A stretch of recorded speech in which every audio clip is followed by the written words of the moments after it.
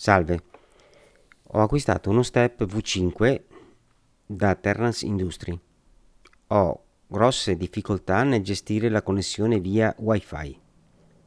Per farlo, dato che né col telefono né col PC riuscivo a connettermi stabilmente, uso un tablet senza SIM e connessione data. Per prima cosa mi sono scollegato dalla rete Wi-Fi domestica per eliminare la connessione alla rete internet. Una volta acceso lo step, dopo alcuni secondi appare la connessione. Ho modificato la connessione in IP statico nella speranza di non perdere la connessione, almeno lo spero. Per accedere uso Chrome. Per accedere digito l'indirizzo IP 192.168.0.1.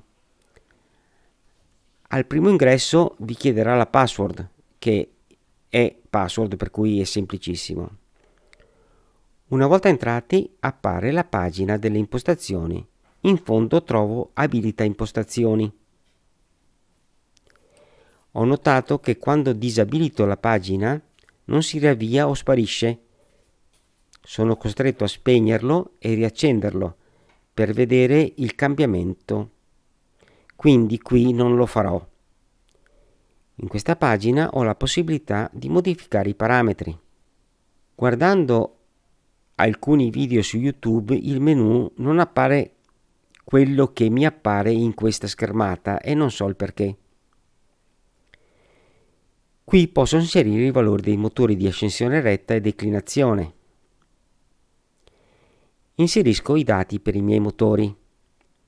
Ho costruito una testa equatoriale mossa da motori NEMA 17 con accoppiati riduttori epicicloidali su un riduttore armonico. Inserisco gli step dei motori, gli step per grado, i microstep e gli step Goto. Una volta inseriti i dati, devo fare l'upload. Se ci fosse un dato scorretto in questa schermata, mi verrebbe segnalata immediatamente. Ho provato ed in effetti è così. Sembrerebbe funzionare tutto. Quindi premo il tasto Upload. La pagina sparisce. In questo caso è riapparsa, altre volte non lo fa. Anche se la connessione apparentemente è attiva, gli assi sono disabilitati, anche qui non sempre si comporta allo stesso modo. Devo riabilitare la pagina. Clicco il pulsante qui sotto e questa operazione alcune volte ti fa perdere la pagina. Una volta ottenuto l'accesso ai dati, non appaiono quelli impostati e se collego lo step ai motori non gira nulla. Apparentemente i dati nel config H non ci sono.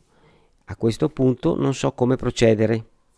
Mi auguro che Terrance Industry, dopo avergli mandato il link di questo video, mi possa aiutare se lo leggono.